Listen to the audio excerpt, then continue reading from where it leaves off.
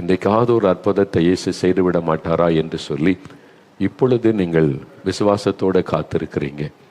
இயேசு உங்கள் மேலே மிகவும் அன்பும் பாசமும் உள்ள ஒரு ஆண்டவர். அவர் வியாதியஸ்தரை கண்டபோது ஏன் அற்புதம் செய்தார் தெரியுமா? எனக்கு வல்லமை இருக்கிறது பாருங்க, என் வல்லமை வெளிப்படுத்தி காமிக்கிறேன் பாருங்க அப்படின்னு இயேசு ஒரு அற்புதம் கூட செய்யவில்லை. அவர் அற்புதம் செய்ததுக்கெல்லாம் முக்கிய காரணம், ஜனங்களுக்காக நான் பரிதபிக்கிறேன் அப்படின்னு சொன்னார். இந்த ஜனங்க தொய்ந்து போனவர்களாய் சிதறப்பட்டவளா இருக்கிறாங்களே, வேதனையோடு இருக்கிறாங்களே, நான் சிருஷ்டித்த என் மக்கள், அவங்களுக்காக நான் பரிதபிக்கிறேன் என்று மனது உருகி அவர் அற்புதங்களை செய்தார். ஜனங்கள் படுகிற வேதனை பார்த்து மனதுருகுகிற ஒரு ஆண்டவர்.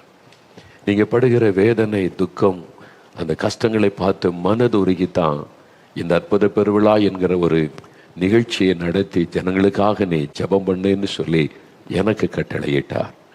நான் எப்படி அற்புதம் செய்ய முடியும்? நான் மனிதன் தானே. அவர் அற்புதம் செய்ய தீர்மானித்து நீ அந்த மக்களுக்காக ஜெபம் பண்ணு, நான் அற்புதம் செய்கிறேன்னு சொல்லி அவர் தான் அற்புதம் செய்கிறார். இங்கே வந்து அற்புத சாட்சியெல்லாம் சொன்னாங்க பாருங்க. எனக்கும் அந்த அற்புதத்துக்கு சம்பந்தம் இல்லை, ஆனால் இயேசுவுக்கும் அந்த அற்புதத்திற்கு சம்பந்தம் உண்டு. அவர் தான் அற்புதம் செய்கிறவர். அவர் உங்களை நேசிக்கிறார். இன்றைக்கு உங்களை தேடி உங்கள் இடத்துக்கு வந்திருக்கிறார். உங்கள் வீட்டில் நீங்கள் இருக்கிற இடத்துல ஒருவேளை ஆஸ்பத்திரியில் இருக்கலாம், மரணப்படுக்கையில் யாரையோ வைத்துக்கொண்டு கண்ணீரோடு நிற்கலாம். ஆண்டவர் வந்து உங்கள் மேலே உள்ள அன்பினால இன்றைக்கு உங்களை சந்திக்கிறார்.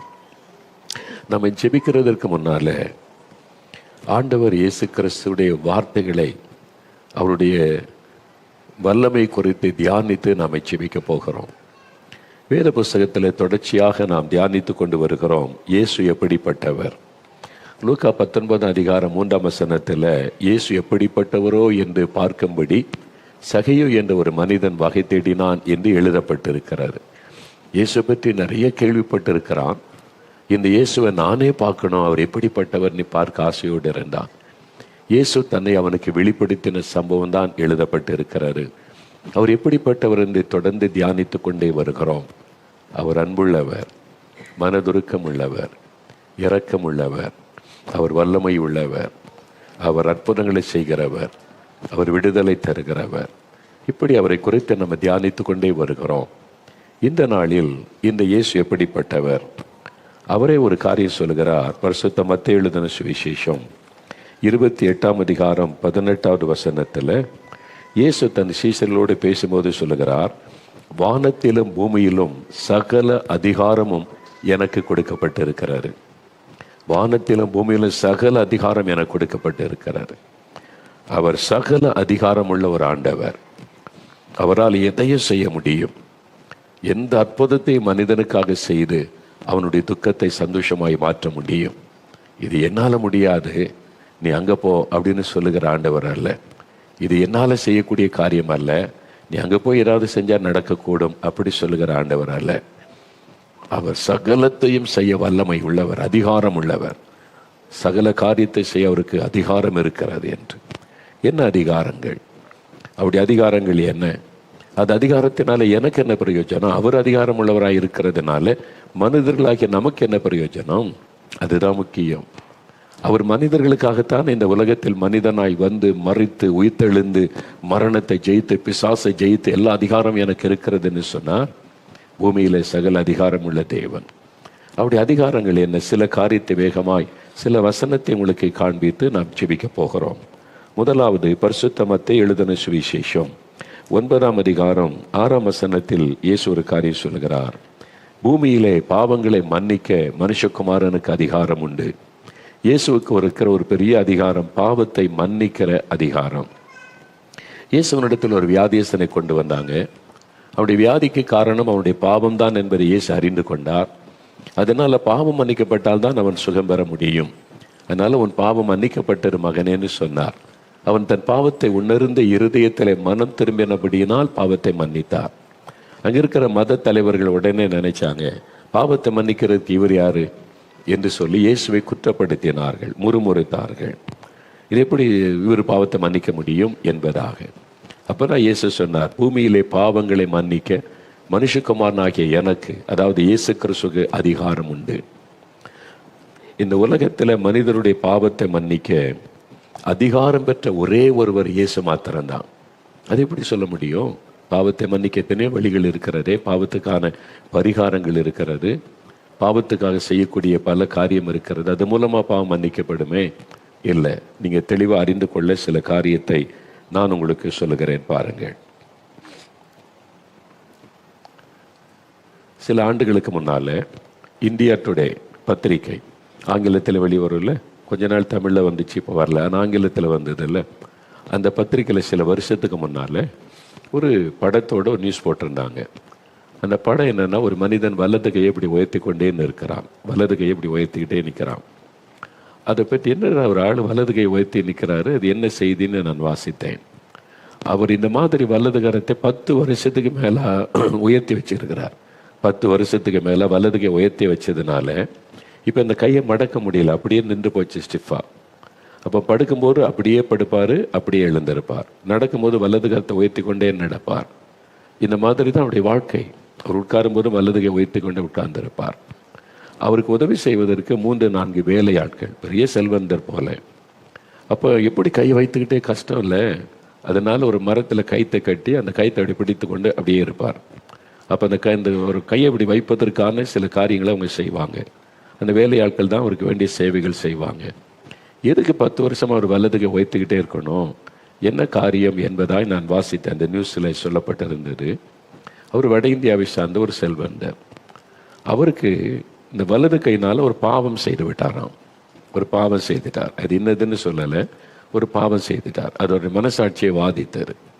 அப்போ என் பாவம் மன்னிக்கப்படணும், என் வலது கையினால் நான் செய்த பாவம் எனக்கு மன்னிக்கப்படணும். பாவ மன்னிப்பை தேடினார், பாவ மன்னிப்பை விரும்பினார். அதற்காக தன் வலது கையை வருத்தி கொள்ளணும்னு சொல்லி அவரே வலது கரத்தை உயர்த்தி கொண்டு நடக்க ஆரம்பித்தார். ஒவ்வொரு புண்ணிய ஸ்தலமாய் போனார்.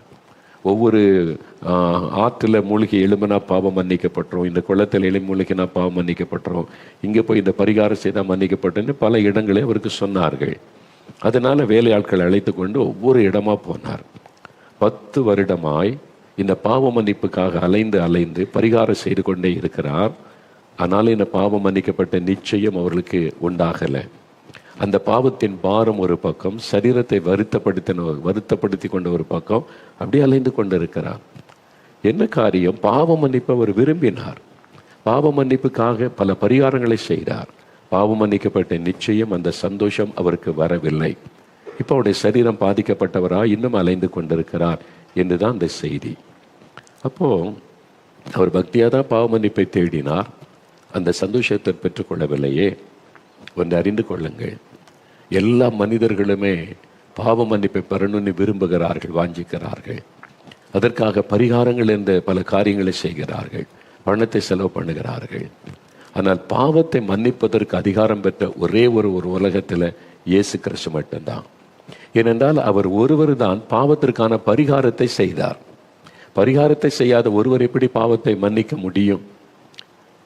வேத புஸ்தகத்தில் 1 பேதுரு 2:24 வாசிக்கும் பொழுது, இயேசு கிறிஸ்து நம்முடைய பாவத்தை மன்னிக்க நம்முடைய அக்கிரமங்களை தன்னுடைய சரீரத்தில் சிலுவையிலே அவர் சுமந்தார். நம்முடைய பாவத்தை தன் மீது ஏற்றுக்கொண்டு அந்த தண்டனைக்காக சிலுவையிலே மரிக்க தன்னை ஒப்பு கொடுத்தார். அவர் தான் மனிதனுடைய பாவத்தை தன் மீது ஏற்றுக்கொண்டு பலியாகி பரிகாரத்தை உண்டு பண்ணினவர். இதில் முக்கியமான காரியத்தை நீங்கள் கவனிக்க வேண்டும். இயேசு பாவத்தை மன்னிக்கிறார் என்றால் அதுக்கு ஒரு பரிகாரத்தை செய்தார். பாவம் செய்கிற ஒரு மனிதன் இன்னொரு மனிதனுடைய பாவத்தை மன்னிக்க முடியாது, பாவ மன்னிப்பை கூற முடியாது. எல்லாருமே நாம் பாவத்தில் பிறந்து பாவத்தில் வளர்கிறோம். நாம் என் தாய் என்னை பாவத்தில் கற்பந்தரித்தாள் என்று ஒரு பக்தன் சொல்லுகிறபடி எல்லாருக்குள்ளுமே பாவ குணம், பாவ சுபாவம் இருக்கிறது பிறவியிலேயே. அது பரம்பரையாய் தொடர்ந்து வருகிறது.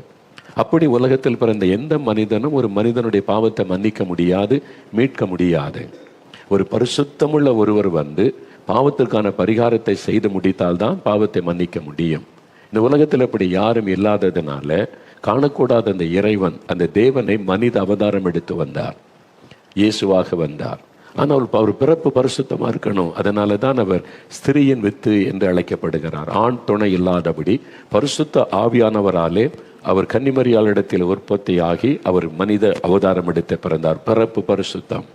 அவருடைய வாழ்க்கை முழுவதும் பரிசுத்தம். 33.5 ஆண்டு காலம் பரிசுத்தமாய் வாழ்ந்து ஒரு பரிசுத்தமான ஒரு வாழ்க்கையாய் வாழ்ந்து தன்னுடைய பரிசுத்த ரத்தத்தை சிலுவையிலே சிந்த தன்னை அர்ப்பணித்தார். நமக்காக சிலுவையிலே கைகளிலே கால்களில் ஆணியடிக்கப்பட்ட ரத்தம் சிந்தி மறித்து பாவ மன்னிப்பை உண்டாக்கினார், பரிகாரத்தை உண்டாக்கினார். அவர்தான் பாவத்துக்கு பரிகாரி.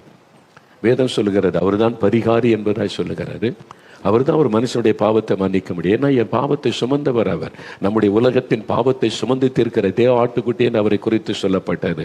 ஆனால் தான் உலகத்தின் ரட்சகர் என்று அவர் அழைக்கப்படுகிறார். ஒரு குறிப்பிட்ட மக்களுக்கோ குறிப்பிட்ட தேசத்தின் மக்களுக்கோ குறிப்பிட்ட பாஷை பேசுறவங்களுக்கோ அவர் கடவுள் அல்ல. முழு உலகத்திற்கு உரிய ஆண்டவர். முழு உலகத்தின் பாவத்தை தன் மீது ஏற்றுக்கொண்டு அவர் சிலுவையிலே மரித்து உயிர்த்தெழுந்தார், பாவத்திற்கான பரிகாரத்தை செய்தார். அதனால்தான் அவர் மன்னிக்க முடியும். அது எப்படி? இன்னும் கொஞ்சம் ஆழமாக நான் சொல்லுகிறேன். உதாரணத்துக்கு, ஒரு மனிதன் கொலை செய்துட்டான். நீதிமன்றத்தில் அவன் கொலைகாரன் என்று நிறுத்தப்பட்டு விசாரணை நடக்கிறது. அவன் கொலைகாரன் என்று சொல்லி தண்டனை கொடுக்க போகிறார்கள். அப்பொழுது அவனுடைய மூத்த சகோதரன் பார்க்கிறான். அவன் போய் தன்னுடைய சகோதரனுக்காக ஜட்ஜி கிட்ட பரிந்து பேசி, ஐயா, என்னுடைய சகோதரன் தான் தெரியாமல் இந்த பாவத்தை செய்துட்டான், அவனுக்கு கொடுக்கிற தண்டனை எனக்கு கொடுங்க, அவனை விடுதலை பண்ணிருங்க அப்படின்னு சொன்னா நீதிமன்றம் விடுதலை பண்ணுவாங்களா? யோசிங்க. அவன் தான் பாவம் செய்தான், அவன் என்னுடைய சகோதரன், நான் மூத்த சகோதரன், அவனுக்கு பதிலாக எனக்கு தண்டனை கொடுங்க. அவன் செய்த தப்பு தான், பாவம் தான், அந்த பாவத்துக்கான தண்டனை எனக்கு கொடுங்க, நான் ஏற்றுக்கொள்றேன் அப்படின்னு சொன்னா எந்த நீதிமன்றமும் ஏற்றுக்கொள்ளாது, கொடுக்க மாட்டாங்க. ஆனா ஒன்று செய்தால் நடக்கும். என்ன செய்தால், இவன் போய் அந்த இரத்த பழி, கொலை பழியை தன் மீது ஏற்றுக்கொள்ளணும். நான் தான் செய்தேன், அவன் செய்யலை இந்த பாவத்தை, இந்த கொலை செய்தது நான் தான் என்று அவன் தன்னை அர்ப்பணித்து கொலைகாரனாக தன்னை ஒப்பு கொடுத்து அந்த இரத்த பழியையும் கொலைகாரன் என்கிற பாவ பழி அவன் ஏற்றுக்கொண்டு, அப்படி சொன்னா நீதிமன்ற கன்செப்ட் பார்த்து இவன் நிரூபிக்கப்பட்டால் இவனுங்க விடுதலையாக்கி இவன் குற்றவாளி என்று தீர்ப்பு கூறுவார்கள். அப்போ இயேசு கிறிஸ்து சிலுவையில் எப்படி மரித்தார்? மோகன்லாஸ் தான் பாவம் செய்தாரு, அவன் தான் பாவம் செய்தான், தண்டனை எனக்கு கொடுங்க, இவங்க எல்லாம் செய்த பாவத்தின் தண்டனை எனக்கு கொடுங்க, அவங்கள மன்னிச்சிருங்க, விட்டுருங்க அப்படின்னு இயேசுன்னு இருக்கல. அந்த பாவ பழியை ஏற்றுக்கொண்டார். அந்த பாவத்தை நான் செய்தேன் என்று தன்னை பாவம் ஆக்கினார். இதுதான் வேத புஸ்தகத்தில் 2 கொரிந்தியர் 5:21 சொல்லுகிறது. பாவமறியாதவர் சிலுவையில பாவம் ஆக்கப்பட்டார். மனிதனுடைய பாவத்தை தன்மையில ஏற்றுக்கொண்டு நான் தான் அந்த பாவத்தை செய்தேன் என்பதை போல அந்த பாவ பழியை ஏற்றுக்கொண்டு சிலுவையில ரத்தம் சிந்தினார். அதனால தான் அவர் பாவத்தை மன்னிக்க முடியும். வேற இந்த உலகத்தில் ஒருவர் பாவத்தை மன்னிப்பதற்கு அதிகாரம் பெற்றவர்கள் அல்ல. பாவத்திற்கு பரிகாரம் பணத்தினால் செய்யப்படுகிற காரியங்கள் அல்ல. பணம் கொடுத்த பாவ மன்னிப்பை வாங்க முடியாது. நம் சரீரத்தை வேதனைப்படுத்தி கொண்டு பாவத்தை மன்னிப்பை பெற்றுக்கொள்ள முடியாது. 10 வருஷமாய் தன்னை வருத்தி கொண்டு இருக்கிற மனிதனுக்கு இன்னும் பாவ மன்னிப்பு நிச்சயம் இல்லை, பாவத்திலிருந்து விடுதலை இல்லை. அதுக்கு என்ன காரணம்? வருஷம் வழக்கத்தின்படி மனிதர்கள் பாவத்திற்கு பரிகாரம் செய்து கொண்டே தான் இருக்கிறாங்க. ஆனா மன்னிக்கப்பட்ட நிச்சயம் இருக்கிறா, பாவத்திலிருந்து விடுதலை கிடைச்சிட்டா, அந்த பாவ மன்னிப்பின் சமாதானம் கிடைச்சிட்டா? இல்லை, சொல்ல முடியல. இன்னும் தேடி கொண்டிருக்கிறேன், இந்த வருஷமும் போகிறேன், இந்த வருஷமும் நான் பரிகாரம் செய்ய போகிறேன், அவ்வளவுதான். ஆனா இயேசு கிறிஸ்து ஒரு மனிதன் இயேசுவே நான் பாவிதான் என்று பாவத்தை உணர்ந்து மனம் திரும்பி ஒப்பு கொடுக்கும் போது அவர் மன்னிக்கிறவர்கள் அதிகாரம் பெற்ற அவர் ஒருவர் தான் பாவத்தை மன்னித்து ஒரு மனிதனை பாவத்திலிருந்து விடுதலையாக்க முடியும். பாருங்க, 25 வருஷமா அந்த பாவ பழக்கம், மதுபான பழக்கம், இந்த பழக்கத்தில் இருந்த மனிதர், நீங்க போய் இயேசுகிட்ட ஜெபம் பண்ணுங்க, தனியா போய் முழங்கால் போட்டு தன் பாவத்தை அறிக்கை செய்து ஜெபித்தார். இதான் வேதம் சொல்லி, தன் பாவத்தை மறைக்கிறவன் வாழ்வடைய மாட்டான், அதை அறிக்கை செய்து விட்டு விடுகிறவன் இறக்கம் வருவான். பாவத்தை அறிக்கை செய்து விட்டு விட வேண்டும். இனி இந்த பாவம் வேண்டாம், இயேசுவே என் பாவத்தை மன்னிச்சிருங்க, நான் பாவம் செய்து உணர்ந்து மனம் திரும்பி அர்ப்பணிக்கும் போது இயேசு கிறிஸ்து அந்த பாவத்தை மன்னிக்கிறார். அப்ப கண்ணுக்கு தெரியாத ஒரு அற்புதம் நடக்கிறது. இயேசு கிறிஸ்துவின் ரத்தம் இருதயத்தை கழுவி சுத்திகரிக்கிறது. இருதயத்தில் ஒரு சுத்திகரிப்பு உண்டாகி பாவத்தின் பாரம் விலகுகிறது. ஒரு சமாதானம், முகத்தில் ஒரு வெளிச்சம். சொன்னாங்கல்ல, அவருடைய முகத்திலே ஒரு வெளிச்சம் தெரிந்தது. அந்த மாற்றம், அந்த சந்தோஷம், மகிழ்ச்சி, பாவ மன்னிப்பின் சந்தோஷம் இயேசுவால தான் கொடுக்க முடியும். அவர் ஒருவர் தான் பாவத்தை மன்னிக்க அதிகாரம் பெற்றவர். எந்த ஊழியக்காரனும் பாவத்தை மன்னிக்க முடியாது, எந்த பிஷப்பும் மன்னிக்க முடியாது. எவ்வளவு பெரிய உயர்ந்த இடத்தில் இருக்கிற மத தலைவர்களும் ஒரு மனிதனுடைய பாவத்தை மன்னிக்கவே முடியாது. அறிந்து கொள்ளுங்கள், பூமியிலே பாவத்தை மன்னிக்க அதிகாரம் பெற்ற ஒரே ஒருவர் இயேசு கிறிஸ்து மட்டும்தான். அவர் ஒருவர் தான் மனிதனுக்காக அவருடைய பாவத்தை தன்மேல ஏற்றுக்கொண்டு சிலுவையிலே மரித்து ரத்தம் சிந்தி பாவத்திற்கு பரிகாரத்தை ஏற்படுத்தினார். மரணத்தை ஜெயித்து உயிரோடு கூட எழுந்தார். ஆனால் பக்தியா போய் அவர் கும்பிடுறதுனால பாவம் மன்னிக்கப்படாது. பாவத்தை உணர்ந்து மனம் திரும்பணும். தன் பாவத்தை மணந்து சர்ச்சில் போய் தப்பி போன ஆடுகளை போல தப்பி போன தவறி போன நீ கிளிப்பிள்ள மாதிரி உணர்வு இல்லாமல் சொல்றதுனால பாவம் மன்னிக்கப்படாது. இருதயத்துல பாவத்துக்கு உணர்வோடு கூட உடைந்த உள்ளத்தோட நொறுங்குண்ட உள்ளத்தோட, ஆண்டவரே நான் பாவம் செய்துட்டேன், என்னை மன்னிங்க, உங்களோட ரத்தத்தினால கழுவுங்கன்னு எந்த மனிதன் உணர்ந்து மனம் திரும்பி ஒப்பு கொடுக்கிறான் அவனுடைய பாவங்கள் தான் மன்னிக்கப்படும். அந்த அதிகாரம் இயேசுவுக்கு மட்டும்தான் உண்டு. அதனால இந்த நாள்ல உங்களோட ஆண்டவர் பேசுகிறார். ஏதோ ஒரு பாவம் உங்களுடைய மனசாட்சியை வாதிக்குதில்ல, மதுபான பழக்கம், போதை வஸ்தைகள், தவறான பாவ காரியங்கள் உங்களை வேதனைப்படுத்துறது நிம்மதி இல்லை. இயேசு உங்களுடைய பாவத்தை மன்னிக்க அதிகாரம் பெற்றவர். அவர்கிட்ட ஒப்பு கொடுங்க. இயேசுவே என்னை மன்னியும், எனக்கு ஒரு புது வாழ்க்கை தாரு, பாவ பாரத்தை எடுத்து போடுன்னா உடைய உள்ளத்துல சமாதானம். அது மாத்திரம் இல்லை, பாவத்திலிருந்து விடுதலை, அந்த மதுபானத்தின் விடுதலை.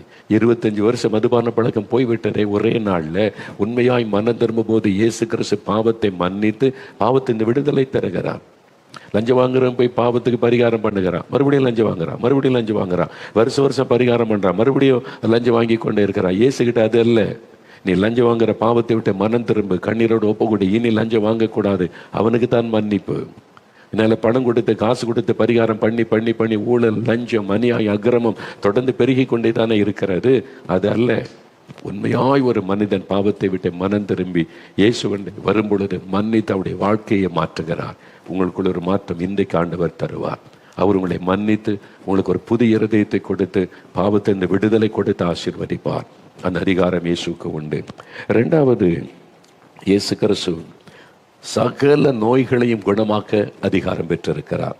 பரிசுத்த மத்தேயு எழுதின சுவிசேஷம் 15ஆம் அதிகாரம் 30வது வசனம் பாருங்க. அதை நான் வேதத்திலிருந்து வாசிக்கிறேன். பரிசுத்த மத்தேயு 15ஆம் அதிகாரம் 30வது வசனம், புதிய ஏற்பாட்டில் 24வது பக்கம். அப்பொழுது சப்பானிகள், குருடர், ஊமையர், ஊனர் முதலிய அநேகரை திரளான ஜனங்கள் கூட்டிக் கொண்டு இயேசுவனிடத்தில் வந்து அவர்களை அவர் பாதத்திலே வைத்தார்கள். அவர்களை இயேசு சுஸ்தப்படுத்தினார். பலதரப்பட்ட வியாதியஸ்தர்கள் பாருங்க, சப்பானிகள், குருடர்கள், ஊமையர்கள், ஊனர், இப்படி பலதரப்பட்ட வியாதியஸ்தரை கொண்டு வந்தாங்க. இயேசு அவங்கள பார்த்து, இல்லை நான் அந்த குருடர்களை மட்டும்தான் குணமாக்க முடியும், அந்த ஊமையரை என்ன குணமாக்க முடியாது, இல்லை இந்த வியாதியை குணமாக்க முடியும், இதை குணமாக்க முடியாது, அப்படி சொல்லலை.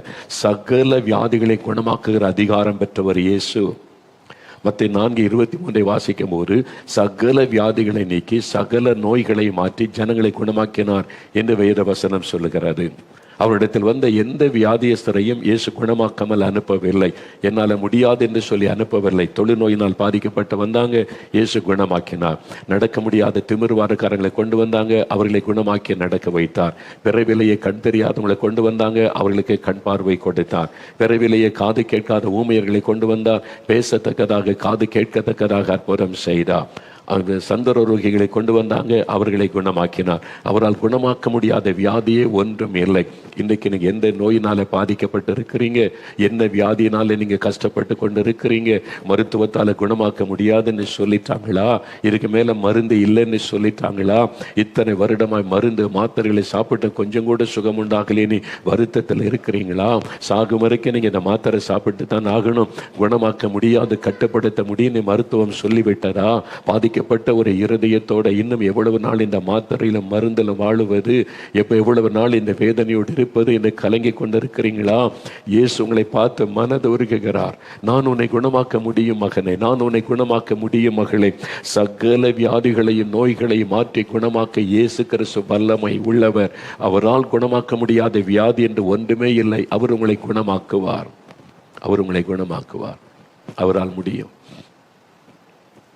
ஒரு சமயம் ஒரு கொஞ்சம் வயதுள்ள இளம் வயதுள்ள ஒரு வாலிப சகோதரன் தான். அவர் ஜெபிக்க வந்தபோது என்ன காரியத்துக்காக ஜெபிக்கணும் அப்படின்னு கேட்டபோது மனமுடைந்த அழுதார். கேன்சர் வியாதி. கேன்சர் வியாதின்னு யார் சொன்னாங்க? நான் இந்த ஆஸ்பத்திரி, அது கரெக்டாக சொன்னார். சரியான அதுக்கான ஆஸ்பத்திரியில் போய் தான் பரிசோதனை பண்ணி என்ன சொன்னாங்க, 4th ஸ்டேஜ், அதாவது 1st, 2nd, 3rd, 4th. First அதுன்னா ஆரம்ப நிலை, ட்ரீட்மெண்ட் கொடுக்கலாம், குணமாக்கலாம். 2nd ஸ்டேஜ்னா இன்னும் கொஞ்சம் ட்ரீட்மெண்ட் கொடுத்து அதுக்கு இன்னும் குணமாக்க வழி இருக்குது. 3rd ஸ்டேஜ்னா கொஞ்சம் பிரயாசப்பட்டு பார்க்கலாம். 4th ஸ்டேஜ்னா அவ்வளோதான், இதுக்கு மேலே ஒன்றும் பண்ண முடியாது, இனி காப்பாற்ற முடியாது, மருத்துவத்தால் குணமாக்க கூடிய சூழ்நிலை தாண்டி விட்டது. இதுக்கு மேலே ஒன்றும் பண்ண முடியாது. அவர் அதனால் மனமுடைந்து அழுதார். இல்லை, மருத்துவம் தானே சொன்னது இனி உங்களை குணமாக்க முடியாது என்று. மருந்துகளால் குணமாக்க முடியாது. ஆனால் ஒரு தேவன் இருக்கிறார். அவரால் குணமாக்க முடியாத வியாதியே கிடையாது. எந்த நிலைமையில் அவர் குணமாக்க முடியும், எந்த வியாதியும் குணமாக்க முடியும். அந்த அதிகாரம் இயேசுக்கு இருக்கிறாரு. அந்த நாமத்துக்கு இருக்கிறது. அந்த பெயரை சொல்லி ஜெபிச்சாலே அற்புதம் நடக்கும். அந்த அதிகாரம் இயேசுக்கு இருக்கிறது. சகல நோய்களையும் குணமாக்குகிற அதிகாரம். இந்த வியாதி குணமாக்க முடியும், இதை குணமாக்க முடியாது என்பதை இயேசு கிட்ட கிடையாது. இது ரொம்ப சீரியஸ் ஆகிட்டு, இதுக்கு மேல ஒன்றும் பண்ண முடியாது அப்படின்ற நிலைமை இயேசு கிறிஸ்து கிட்ட கிடையாது. அவரால் எந்த நிமிஷத்திலையும் குணமாக்க முடியும். நீங்க விசுவாசித்தால், நீங்க விசுவாசித்தால் அந்த அற்புதம் நடக்கும். இந்த சூழ்நிலையிலும் இயேசு என்னை குணமாக்க முடியும். இந்த 4th ஸ்டேஜ், அதுக்கு அடுத்த ஸ்டேஜ் வந்தாலும் இயேசு என்னை குணமாக்க முடியும்னு விசுவாசித்தால் இயேசு உங்களுக்கு அற்புதம் செய்வார். பயப்படாதுங்க. மரித்து போன சரீரம், நாரி போன அழுகி போன சரீரத்தை புது சரீரமாய் மாற்றி உயிரோடு எழும்ப பண்ணின தேவன், அவரால் உங்களுக்கு குணமாக்க முடியாதா? அவருக்குள்ள ஒரு விசுவாசம் வந்தார். நான் விசுவாசிக்கிறேன், எனக்காக ஜெபம் பண்ணுங்க. அவருக்காக ஜெபம் பண்ணி அவருடைய கண்ணீரை துடைத்து அனுப்பும்படி ஆண்டோடத்தில் மன்றாடி ஜெபித்து அனுப்பினேன். அவர் சில மாதங்கள் கழித்து திருப்பி வந்தார். மேடையில் வந்து சாட்சி சொன்னார். அந்த மெடிக்கல் ரிப்போர்ட்டோட கூட வந்தார். என் கையில் கொடுத்தார். பாருங்க, இந்த ரிப்போர்ட் பாருங்க, இந்த ரிப்போர்ட் பாருங்க. 4th stage. இனிமேல் இவர் வந்து கேன்சர் வியாதி 4th ஸ்டேஜ், டேஞ்சரான நிலைமை. இப்போ எடுத்த ரிப்போர்ட்டை பார்த்தா நோ கேன்சர், நோ கேன்சர். எங்கே போச்சு அந்த வியாதி? போய்விட்டது. ஜெபத்துக்கு இயேசு பதில் கொடுத்தார். இயேசு அற்புதம் செய்தார். அவரால் குணமாக்க முடியாத வியாதி ஒன்றுமில்லை. அவருக்கு எவ்வளவு பெரிய சந்தோஷம் இல்லை. அந்த மெடிக்கல் ரிப்போர்ட்டோடு கொண்டு வந்து என்கிட்ட காமிச்சு, இயேசு எனக்கு குணமாக்கிட்டார், நான் சுகமாயிட்டேன், இனிமேல் முடியாது, 4th ஸ்டேஜ், இனிமேல் காப்பாற்ற முடியாதுன்னு சொன்னாங்க. இப்போ ஆச்சரியப்பட்டு, எப்படி குணமாச்சு, எப்படி என்ன ஆச்சு, உங்க சரீரத்தில் கேன்சருக்குரிய அறிகுறியே காணப்படவில்லையே, என்ன ஆச்சு? அதுதான் இயேசு. அவரால் உங்களை குணமாக்க முடியும். எந்த வியாதியானாலும், எவ்வளவு சீரியஸான வியாதியானாலும் இயேசுவால் குணமாக்க முடியும். நீங்க விசுவாசிக்கணும். உங்க விசுவாசத்தை வைத்துதான் இயேசு அற்புதம் செய்ய முடியும். நீ விசுவாசித்தால் தேவனுடைய மகிமை காண்பாய். இயேசுவே, நான் விசுவாசிக்கிறேன், எனக்கு அற்புதம் செய்யுங்கன்னு கேளுங்க. இன்றைக்கு ஆண்டவர் அற்புதம் செய்வார். 3வது மார்க் 1ஆம் அதிகாரம் 27ஆம் வசனத்துல ஒரு காரியம் சொல்லப்படுகிறது. இயேசு ஜெபாலயத்தில் பிரசங்கம் பண்ணி கொண்டிருக்கும் போது அசுத்த ஆவி பிடித்த ஒரு மனிதன் இயேசுடைய பிரசன்னத்தில் இருக்க முடியாமல் அந்த ஆவி அது சத்தமிடுகிறாரு, அது அலைக்கழிக்கிறாரு. இயேசு அந்த ஆவியை பேசாமல் இவனை விட்டு புறப்பட்டு போ என்று சொன்னார். அந்த அசுத்தாவி உடனே அவனை விட்டு பாருங்க, உடனே அந்த அசுத்தாவி அவனை அலைக்கழித்து மிகுந்த சத்தமிட்டு அவனை விட்டு போய்விட்டாரு. எல்லாரும் ஆச்சரியப்பட்டு, இது என்ன, இந்த புதிய உபதேசம் எப்படிப்பட்டது? இவர் அதிகாரத்தோட அசுத்த ஆவிகளுக்கு கட்டளையிடுகிறார், அவைகள் இவருக்கு கீழ்ப்படுகிறதே என்று ஜனங்கள் சொல்லி கொண்டார்கள். அதிகாரத்தோட அசுத்த ஆவியை பார்த்து இவனை விட்டு போ அப்படின்னு சொல்றார், போயிருதே. அதிகாரத்தோடு கூட. இவருக்கு என்ன அதிகாரம்? பிசாசு அதட்டி அப்புறப்படுத்துகிறார். இயேசுக்கு அந்த அதிகாரம் உண்டு. அசுத்த ஆவியினால, பிசாசினால பாதிக்கப்பட்டு கஷ்டப்பட்டு வேதனைப்பட்டு கொண்டு இருக்கிறீங்களா? ஒரு ஆவி உங்களை பயமுறுத்தி கொண்டு இருக்கிறதா? உங்களுடைய சரீரத்தை தாக்கி இருக்கிறதா? உங்களுடைய குடும்பத்தை இது வேதனைப்படுத்தி கொண்டு இருக்கிறதா? யாரோ பிலிசுனை செய்துட்டாங்க, நீ கலங்கி கொண்டு இருக்கிறீங்களா? அசுத்தாவி வீட்டுக்குள்ளே நடமாடி கொண்டு இருக்கிறதா? உங்க வீட்டில் யாரோ ஒருத்தருடைய சரீரத்திற்குள்ளே அது நுழைந்து அவங்களை வாதித்து கொண்டு இருக்கிறதா? இயேசுவால் இன்றைக்கு விடுதலை கொடுக்க முடியும். அவர் பிசாசின் மீது அதிகாரம் உள்ளவர். பிசாசை துரத்துகிற அதிகாரம் இயேசுக்கு உண்டு. அவருடைய பெயரை சொன்னாலே இன்றைக்கு பிசாசுகள் நடுங்கி ஓடும். அவரால் குணமாக்க முடியாத, விடுதலை கொடுக்க முடியாத பிசாசின் கட்டு எதுவும் இல்லை. மார்க் 5ஆம் அதிகாரத்தில் நீங்க வாசிக்கும் போது கதரேனருடைய நாட்டிற்கு இயேசு வருகிறார். அங்கே கல்லறைக்குள்ளிருந்து ஒரு மனிதன் வருகிறான். சங்கிலிகளாலும் அவனை கட்ட முடியவில்லை. அந்த அசுத்த ஆவி உடைத்து எறிந்து விடும். அவனால் அந்த சங்கிலிகள், அந்த இரும்பு விலங்குகள் எல்லாம் உடைத்து எறிந்து விடுவான். வஸ்திரத்தை கிழித்து எறிந்து விடுவான். அவன் கற்கள் எடுத்துக்கொண்டு தன் சரீரத்தை தானே கீறி கொண்டு காயப்படுத்தி கொள்ளுவான். அந்த பக்கமா யாருமே போக மாட்டாங்க, யாருமே அடக்க முடியாது. காரணம், அவனுக்குள்ள இந்த அசுத்தாவி 1 2 அல்ல. இயேசு அவனை சந்தித்த போது கேட்டவன் பெயர் என்ன? எதுக்கு கேட்டார்னா, எத்தனை ஆவி இருக்கிறது என்பதை சீஷர்கள் தெரிந்து கொள்ள லேகியோன் என்பதாய் சொன்னான். லேகியோன் என்பதற்கு 6000 என்பதாய் சொல்லுகிறாங்க. ரோம படையில 6000 போர் வீரர்கள் உள்ள ஒரு படைக்கு பேர் தான் லேகியோன் என்பதாய் சொல்லப்படுகிறது. அப்ப ஆயிரக்கணக்கான அசுத்த ஆவி ஒரு மனிதனுக்குள்ளே. ஒரு ஆவி பிடிச்சாலே அது ரொம்ப வேதனைப்படுத்தும். ஆயிரக்கணக்கான அசுத்த ஆவி ஒரு மனிதனை ஆட்கொண்டால் எப்படி இருக்கும் பாருங்க. அவனை மிருகத்தை போல அதை மாற்றி விட்டாரு. அவன் செய்யறது என்னதென்றே அவனுக்கு தெரியாத ஒரு நிலைமை. ஆனால் இயேசு அவனுக்கு விடுதலை கொடுத்தார். பிசாசின் மீது அதிகாரம் இயேசுவுக்கு உண்டு. சமீபத்தில் ஒரு கூட்டத்துக்கு நான் போயிருந்த போது ஒரு சகோதரி வந்து சாட்சி கொடுத்தாங்க. அப்போ இயேசுவின் நாமத்தை சொல்லி ஜெபிக்கும் போது அவளுக்குள்ள இந்த அசுத்த ஆவி அலைக்கழிக்க ஆரம்பித்தாரு. அந்த ஆவி அவளை கீழே தள்ளி புரண்டு கொண்டிருந்த சமயம் அந்த ஆவி சொல்லுது, நான் போக மாட்டேன், நான் இவளை விட்டு போக மாட்டேன் என்பதாய் அந்த ஆவி சொல்லி இருக்கிறாரு. அவங்க சொல்றாங்க, அப்ப இயேசு வந்து நின்றார். பிரத்யட்சமாய் அவங்க கண்ணுக்கு முன்னாலே தெரிகிறார். இயேசு வந்து நின்று இவளை விட்டு நீ போ அப்படின்னு இயேசு கடிந்து கொண்டு ஒரே ஒரு வார்த்தை சொன்னார். அவ்வளவுதான், அந்த ஆவி போய் விட்டாரு. பூரண விடுதலை. நான் கேட்டேன், இயேசுவே வந்து நின்றார். நான் பார்த்தேன், இயேசுவே வந்து என் பக்கத்துல நின்று அவர் அதட்டினார், இந்த மகளை விட்டு வெளியேறி போ அப்படின்னு சொன்னார். உடனே அந்த ஆவி போய் விட்டார். மக்கள் மேல இயேசுக்கு எவ்வளவு அன்பு பாருங்க. பாசமுள்ள ஒரு ஆண்டவர். இந்த மகள் இந்த அசுத்தாவில கஷ்டப்படுகிறாளே, அந்த ஆவி இவளை அலைக்கழிக்கிறதே, போக மாட்டேன் என்று சொல்லுகிறதே, பிரத்யட்சமாக இயேசு வந்து நின்று அதட்டி அப்புறப்படுத்தினார். அந்த ஆவி போய்விட்டது. விடுதலை. இன்றைக்கு அந்த இயேசு உங்க வீட்டுக்கு வந்திருக்கிறார். இன்றைக்கு உங்க வீட்டில் இருக்கிற பொருளாத ஆவிகள் அலறி கொண்டு வெளியேற போகிறது. பிசாசு யார் மேலேயாவது ஆட்கொண்டிருந்தா அவங்களை விட்டு அது வெளியேற போகிறது. இன்னும் கொஞ்ச நேரத்தில் நம்ம ஜெபிக்கும் போது அது நடக்க போகிறது. உங்க வீட்டுக்குள்ள நடக்க போகிறது. அது மாதிரி பாதிக்கப்பட்டவர்கள் அதனால கஷ்டப்பட்டவங்க இருந்தா இன்றைக்கு ஒரு விடுதலை நீங்கள் காண்பீர்கள். ஆண்டவர் பிசாசின் எல்லா வல்லமைகள் மேலேயும் அதிகாரம் உள்ளவர் அவர். 4வது, இயேசு கிறிஸ்து இயற்கையின் மீது அதிகாரம் உள்ளவர். மத்தேயு 8ஆம் அதிகாரம் 26, 27 வசனங்களை வாசிக்கும் போது இயேசுவும் அவருடைய சீஷர்களும் படகில போய் கொண்டிருக்கிறாங்க. திடீரென்று கடல் கொந்தளிக்கிறாரு. பெரும் காற்று வீசுகிறது. படகு அமிழத்தக்கதாக ஒரு பயங்கரமான சூழ்நிலை. கடல் அலைகள் கொந்தளிக்கிறது. காற்று அப்படியே பெரிய காற்று வீசி கொண்டு இருக்கிறாரு. அப்ப இயேசு எழுந்தார். எழுந்து என்ன சொன்னார்? காற்றையும் கடலையும் அதட்டினார். 26ஆம் வசனம் சொல்லுகிறது, இயேசு காற்றையும் கடலையும் அதட்டினார், மிகுந்த அமைதல் உண்டாயிற்று. அப்ப மனுஷர்கள் ஆச்சரியப்பட்டு, இவர் எப்படிப்பட்டவர், இந்த மாதிரி அதிகாரத்தோட காற்றையும் கடலையும் அதட்டுகிறார், அமைதியாகிவிட்டாரு. அவ்வளவுதான். இயேசு எழுந்தார், காற்றை அமைதியாரு, கடலை அமைதியாயிரு. உடனே கடல் அமர்ந்து விட்டார். காற்று அமைதியாகி. அதை சிருஷ்டித்தவர் அவர் தானே, கடலை உண்டாக்கினவர். அவர் சொன்னாது கீழ்ப்படியே தானே செய்யும். காற்றை தன் பண்டக சாலையிலே வைத்திருக்கிறவர். அவர் சொன்னாது கீழ்ப்படியும். இயற்கையின் மீது அதிகாரம் இயேசுவுக்கு உண்டு. அவர் வானத்திலும் பூமியிலும் சகல அதிகாரம் உள்ள தேவன். இன்னைக்கு உங்களுடைய வாழ்க்கையில பெரும் புயல் காற்றை போல ஏதோ ஒரு பிரச்சனை உங்களுடைய குடும்பத்தை மோதி கொண்டிருக்கலாம். குடும்பம் அமிழ்ந்து விடுகிற சூழ்நிலையில் கடன் பிரச்சனை ஒரு பக்கம், நிந்தை நெருக்கம் ஒரு பக்கம், மனிதரால் வருகிற போராட்டம் ஒரு பக்கம், நஷ்டம் ஒரு பக்கம், அமிழ்ந்து விடுகிற சூழ்நிலை, குடும்பமே அமிழ்ந்து விடுமோ என்கிற நிலைமை, பெரும் காற்று மோதி கொண்டு இருக்கிறது, பெரும் சேதத்தை உண்டாக்கி கொண்டு இருக்கிறது. என்ன செய்வதுன்னு தெரியல. இந்த பிரச்சனைக்கு என்னதான் முடிவு, இந்த போராட்டத்திற்கு என்னதான் முடிவு? குடும்பம் உடைந்து விடுகிற மாதிரி இருக்கிறது, வியாபாரம் போய்விடுகிற மாதிரி இருக்கிறது, சொத்துக்கள் எல்லாம் கைவிட்டு போய்விடுமோ என்கிற நிலைமை, குடும்பமே அமிழ்ந்து விடும் என்கிற சூழ்நிலை. அப்படிப்பட்ட நெருக்கத்தில் இருக்கிறீங்களா? இயேசு சகல அதிகாரம் உள்ள தேவன், அமைதல் படுத்துகிற தேவன். அவர் அதட்டினால் சகல சூழ்நிலைகளும் மாறிவிடும். உங்களை சுழண்டடிக்கிற அந்த பெரும் காற்றாக சுழண்டடிக்கிற பிரச்சனைகள் நீங்கி குடும்பத்துக்குள் அமைதி உண்டாகிவிடும். அவரால் சகலத்தை அமைதிப்படுத்த முடியும். மிகுந்த அமைதி உண்டாயிற்று. கடல் கொந்தளிப்பு நின்று போனது, காற்று அமைதியாகிவிட்டது. உங்க குடும்பத்தின் மீது மோதி கொண்டிருக்கிற சகல பிரச்சனைகளும் நீங்கி அமைதியாகிவிடும். பயப்படாதங்க, இயேசுக்கு அந்த அதிகாரம் உண்டு. அவர் இன்றைக்கு உங்களுக்கு அப்படிப்பட்ட அற்புதத்தை செய்ய போகிறார்.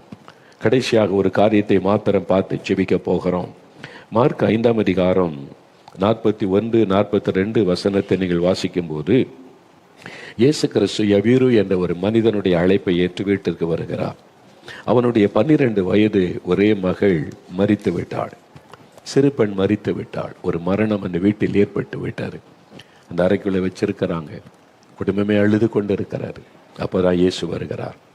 வந்தவுடனே அழாதிருங்கள், அமைதியாருங்கன்னு சொல்லிட்டு அந்த ரூமுக்குள்ளே போகிறார். இந்த தாய் தகப்பனோடு கூட 3 சீஷரோடு போகிறார். அவர் போய் பிள்ளையின் கையை பிடித்து தலுத்தாகுமி என்று சொன்னார். சிறு பெண்ணை எழுந்திரு என்று உனக்கு சொல்லுகிறேன். அவ்வளவுதான். மரித்து போன சிறு பெண் உயிரோடு எழுந்தார். மரணத்தின் மீது அதிகாரம் உள்ளவர் இயேசு. மரணத்தின் மீது அதிகாரம் உள்ளவர் இயேசு. மரணத்தை அவர் ஜெயித்தவர். அதனால மரணத்தின் மீது அதிகாரம் இயேசுவுக்கு உண்டு. மரித்து போன சிறு பெண்ணை உயிரோடு எழுப்புகிறதை வாசிக்கிறோம். லூக்கா 7:14-15 வாசிக்கும் போது நாயின் என்ற ஊருக்கு இயேசு வருகிறார். அங்கு ஒரு விதவையின் மகன் மரித்து விட்டான். அவன் அடக்கம் பண்ண பாடையிலே கொண்டு போகிறார்கள். அந்த விதவையினுடைய கண்ணீர் இயேசுடைய உள்ளத்தை துக்கப்படுத்தினது. அவர் இந்த விதவையினுடைய கண்ணீரை துடைக்க ஒரு அற்புதம் செய்ய தீர்மானித்தார். பாடையை தொட்டார். அவங்க நின்றாங்க, இயேசு ஏதோ செய்ய போகிறார் என்று. அவன் மரித்து சில மணி நேரம் ஆகிவிட்டது. அடக்கம் பண்ண அவங்க கொண்டு போய் கொண்டு இருக்கிறாங்க. வழியில தெருவில் இயேசு நிறுத்தி, வாலிபனை எழுந்திரு என்று உனக்கு சொல்லுகிறேன் என்றார். மரித்த வாலிபன் உயிர் பெற்று எழும்பினான். இயேசு மரணத்தை ஜெயித்தவர், மரணத்தின் மீது அதிகாரம் உள்ளவர். மரித்த வாலிபனை உயிரோடு கூட அவர் எழுப்பினார். யோவான் 11 மரித்து போன லாசருவை அடக்கம் பண்ணி 4 நாட்கள் ஆகிவிட்டார். அவன் அடக்கம் பண்ணப்பட்டு 4 நாட்கள் ஆகிவிட்டார். அவனை உயிரோடு எழுப்புகிறார். மரணத்தின் மீது அதிகாரம் உள்ளவர் இயேசு. நாருமே அந்த சரீரம் 4 நாள் ஆயிட்டேன்னு சொன்னாங்க. ஆனால் நாரி போன சரீரத்தை புது சரீரமாய் மாற்றி உயிரோடு ஆண்டவர் எழுப்பி வர பண்ணுகிறார். இந்த வல்லமை இயேசுவுக்கு உண்டு. மரித்து போன நிலைமையில் இருந்தாலும் உங்களுடைய சரீரத்தில் ஏதோ ஒரு உறுப்பு மரித்து போய் இருக்கலாம். கிட்னி மரித்து விட்டதை செயல்படலை, டயாலிசிஸ் பண்ணுறாங்க. என்னுடைய லங்ஸ் மரித்து கொண்டு வருகிறாரு. என்னுடைய லிவர் அது மரணம் அடைந்து கொண்டே வருகிறது. கண்ணு நரம்பு அது பாதிக்கப்பட்டதுனால பாதிக்கப்பட்டு கண்ணு தெரியல. ஏதோ ஒரு உறுப்பு எங்கள் ரத்த ஓட்டம் இல்லை, அது கால் மரத்து போய்விட்டது, அது மரித்து விட்டதுன்னு சொல்கிறாங்க. இப்படி ஒரு மரணம் நிலைமையில நீங்கள் இருக்கலாம். ஏதோ ஒரு உறுப்பு செயலற்று போயிருக்கலாம். ஆனால் மரித்து போன உறுப்புக்குள்ள உயிர் கொடுக்க இயேசுவாலே முடியும். அவர் அற்புதங்களின் தேவன். சமீபத்தில் நான் நம்முடைய தேவனுடைய கூடாரத்துக்கு முன்னால ஒரு இரவு நேரம் ஒரு நடந்து என்ன நடக்கிறது என்று பார்க்க நான் வந்து கொண்டிருந்த போது ஜெபம் பண்ணுவதற்கு வேனில் ஒரு கூட்டத்தார் வந்து இறங்கினார்கள். அவங்க என்னை கண்டோன்னு சந்தோஷமாக வந்து பேசினாங்க. தூரம் கொஞ்சம் பக்கத்து ஊர்களில் இருந்து ஜெபிக்கிறதுக்கு வந்திருக்கிறாங்க. ராத்திரி எல்லாம் தேசத்துக்காக ஜெபிக்க. அதில் ஒருத்தர் வந்து சொன்னாங்க, எனக்கு கிட்னி செயலற்று போய்விட்டது, டயாலிசிஸ் பண்ணி கொண்டு இருந்த சில வருடமாக டயாலிசிஸ் பண்ணி கொண்டிருந்தோம். ஆனால் இப்போ டயாலிசிஸ் இல்லை, கிட்னி செயல்படுது எப்படின்னு கேட்டேன். ஜெபிக்கிறது அங்கேருந்து ஜெபித்தோம். ஆண்டவர் ஜெபத்தை கேட்டு சிறுநீரகத்தை திரும்ப செயல்பட வைத்து விட்டார். உண்மையாவா? நான் கேட்டேன். உண்மைதான், இயேசு எனக்கு அற்புத சுகம் கொடுத்துட்டார். அதான் இன்றைக்கி ராத்திரிலாம் தேசத்துக்காக ஜெபிக்க வந்திருக்கிறேன்னு சொன்னாங்க. மரித்து போன சிறுநீரகத்தை செயல்பட வைத்தவர் ஆண்டவர். உங்கள் வாழ்க்கையில் மரித்து போன உறுப்புகளை இன்றைக்கு ஆண்டவர் தொடுவார். அவருக்கு அந்த அதிகாரம் உண்டு. மரித்து போன உறுப்புகளை செயல்பட வைக்க முடியும். உங்களுடைய நரம்பு மண்டலத்தை, உங்களுடைய எலும்பு மண்டலத்தை, உங்களுடைய டிஷ்யூக்களை, உங்களுடைய மூளை பகுதியை, எந்த பகுதியில் பாதிப்பு ஏற்பட்டு மரித்து கொண்டு வருகிறது என்று மருத்துவர்கள் சொல்லலாம். தேவன் அங்கே அற்புதம் செய்வார், இன்றைக்கு செய்வார். எனக்கு நடந்த ஒரு சம்பவம் ஞாபகத்தில் வருகிறது. சில ஆண்டுகளுக்கு முன்னால் ஒரு ஜனவரி 1 கூட்டம், வாக்குத்தத்த கூட்டம் நடைபெறும். 1 மணிலேருந்து 5 மணி வரைக்கும். முடிந்த பிறகு ஜனங்கள் ஆயிரக்கணக்காக ஜெபிக்கிறக்க நிற்பார்கள். எல்லாருக்கும் தனித்தனியாக ஜெபம் பண்ணி முடிப்பதற்கு இரவு கொஞ்சம் நேரம் ஆயிரும், 7-8 மணி ஆகிரும். அதன் பிறகு சரீரம் ரொம்ப டயர்ட் ஆகிரும். அந்த ஜனவரி 1 ஜனங்களுக்கெல்லாம் ஜெபித்து முடிச்சுட்டு கொஞ்சம் சரீரம் களைப்பாகி விட்டது. நல்ல நித்திரை பண்ணி கொண்டிருக்கிற நேரம் நம்ம கேம்பஸில் இருக்கிற 2 ஊழியர்கள் வந்து எங்கள் வீட்டு கதவை தட்டினார்கள். என்ன விஷயம் என்று நான் கேட்டேன். வந்து ஒரு தாய் ஒரு குழந்தை கொண்டு வந்திருக்கிறாங்க, மரண போராட்டத்தில் இருக்கிறது, கண்ணீரோடு வந்து நிற்கிறாங்க, ஜபிக்கணும் ஊழியக்காரிடத்துலன்னு சொல்லி. அது தேவனுடைய வீட்டில் பழைய ஜப நடக்கல, தேவனுடைய வீடு அந்த இடத்துல நடந்தது. அவங்க அப்படி சொல்லும் போதே சரீரம் களைத்திருந்தாலும் கண்ணீரோடு ஒரு தாய் குழந்தை ஆபத்தாக கொண்டு வந்திருக்கிறாங்கன்ன உடனே ஆவியானவர் நீ போ ஜெபம் பண்ணி என்று ஏவுதல் கொடுத்தார். சரி, நான் ட்ரெஸ் மாற்றி கொண்டு வருகிறேன்னு சொல்லிட்டு நான் உடை மாற்றி கொண்டு போனேன். அந்த ஒரு தாய் தன் குழந்தை, ஒரு சின்ன குழந்தை கையில் ஏந்தி கொண்டு வந்திருக்கிறாங்க. அந்த குழந்தை உயிர் ஊசலாடி கொண்டு இருக்கிறது. அவங்க கூட சிலர் சொந்தங்கள் வந்திருக்கிறாங்க. நாங்கள் என்னோட கூட ஊழியத்தில் 2 பேர் கூட இருக்கிறோம். அந்த குழந்தையை கொண்டு வந்து அப்படியே கடத்திட்டாங்க. நான் அந்த குழந்தையை பார்க்குறேன். அது ஏற்கனவே மரித்து போன மாதிரி இருக்குது. இந்த தொண்டையில் உயிர் ஊசலாடும்பாங்க, அதே மாதிரி லேசாக அந்த தொண்டைக்குள்ளே துடிக்குது, அவ்வளோதான். மரித்து போன மாதிரி இருக்குது. நான் என்ன விஷயம்னு கேட்டேன். அந்த தாய் கண்ணீரோடு சொன்னாங்க, என்ன ஆச்சுன்னே தெரியல, திடீரென்று குழந்தை பாதிக்கப்பட்டார். ஆஸ்பத்திரியில் கொண்டு போய் சேர்த்த சாத்தான் குளம் என்ற ஒரு இடம் பக்கத்தில், அங்கே தான் ஆஸ்பத்திரி கொண்டு போனோம். கொஞ்ச நேரம் வச்சுருந்தாங்க, பல ட்ரீட்மெண்ட் கொடுத்து பார்த்தாங்க, ஒரு மாற்றமும் தெரியல. அவங்க சொல்லிட்டாங்க, திடீர்னு நீங்கள் குழந்தைய திருநெல்வேலி கொண்டு போங்க பெரிய ஆஸ்பத்திரிக்கு அப்படின்னு சொல்லிட்டாங்க. அதனால் அங்கே கொண்டு போகலான்னு ரெடி ஆகும்போது ஒரு நர்ஸ் வந்தாங்க. அவங்க வந்து சொன்னாங்க, அம்மா நீங்கள் திருநெல்வேலி கொண்டு போக வரைக்கும் குழந்தை தாங்காது, குழந்தை அவ்வளோதான், அந்த மாதிரி அதனால தான் இங்கே வச்சு காப்பாற்ற முடியாதுன்னு சொல்லி தான் திருநெல்வேலி கொண்டு போக சொல்கிறாங்க. அங்கே போய் சேரு வரைக்கும் அந்த குழந்தை உயிரோடு இருக்க வாய்ப்பு இல்லை, இந்த குழந்தை எனி டைம் மறித்து விடலாம் சொன்ன உடனே அந்த தாய்க்கு மிகுந்த கண்ணீர். அப்போ என்ன செய்யறது, எங்கே கொண்டு போகிற, பக்கத்தில் பெரிய ஆஸ்பத்திரியும் இல்லை, ஜெபம் பண்ணுற இடம் இருக்குது அப்படின்னு 4 மாவடிக்கு நாங்கள் கொண்டு வந்தோம்னு சொல்லி அந்த குழந்தைய போட்டுட்டு அழுகிறாங்க. அந்த தாயினுடைய கண்ணீர். அந்த குழந்தை மத்தியில் இருக்குது, அந்த பக்கத்தில் தாயம் கூட வந்தவங்க முழங்கால் போட்டிருக்காங்க, இந்த பக்கம் நானும் என்னுடைய ஊழியர்கள் 2 பேர் முழங்கால் படிக்கிட்டு இருக்கிறோம். அந்த தாய் கண்ணீர் விட்டு அழுகுது, என் பாவத்தெல்லாம் மன்னிச்சு என் குழந்தைக்கு சுகம் கொடுங்க, பாவத்தை அறிக்கை செய்து அழுகிறாங்க, பாவத்தை மன்னிச்சு என் குழந்தைக்கு சுகம் கொடுங்கன்னு அழுகிறாங்க. இந்த தாயினுடைய கண்ணீர், எங்களுக்கு என்ன ஜெபிக்கிறதுன்னு தெரியல எனக்கு. அவங்க கூட சேர்ந்து அழுதோம், அவ்வளோதான், கண்ணீர் வடித்தோம். அவங்க அழுகிறாங்க, நாங்களும் கண்ணீர் வடிக்கிறோம். ஆண்டவருடைய சமூகத்தில் நின்று, ஆண்டவரே இந்த தாயினுடைய கண்ணீருக்கு இறங்கும், இந்த தாய் கண்ணீர் வடிக்கிறாங்களே அவங்களுக்கு இறங்கும்னு சொல்லி அந்த தாயினுடைய கண்ணீருக்கு இறங்கும்படி அழுகிறோம். அவ்வளோதான். நேரம் போய்கொண்டே இருக்கிறது, 1/2 மணி நேரம் 1 மணி நேரம், ஒன்றும் நடப்பதா தெரியல, அழுது கொண்டே இருக்கிறோம், ஜெபித்து கொண்டே இருக்கிறோம். அவ்வளோதான். அவங்களும் அழுகிறாங்க, நாங்களும் தெய்வ சமூகத்தில் அழுகிறோம். ஆண்டவருடைய பாதத்தில் அந்த குழந்தை வைக்கப்பட்டு இருக்கிறது. 1 மணி நேரம் தாண்டி விட்டது, இன்னும் நாங்கள் அழுது கொண்டே இருக்கிறோம் ஆண்டவருடைய சமூகத்தில் நின்று. திடீரென்று என் ஆவிக்குரிய கண்கள் திறக்கப்பட்டது. நான் பார்க்கிறேன், இயேசு அந்த தேவனுடைய வீட்டுக்குள்ளே அவர் நிற்கிறதை நான் பார்க்கிறேன். என்னுடைய ஆவிக்குரிய கண்களில் பார்க்கிறேன், இயேசு நின்று அந்த குழந்தைக்கு அருகில் நடந்து வந்தார். நான் அமைதியாக அதை பார்த்து கொண்டே இருக்கிறேன், என்ன நடக்குதுன்னு சொல்லி.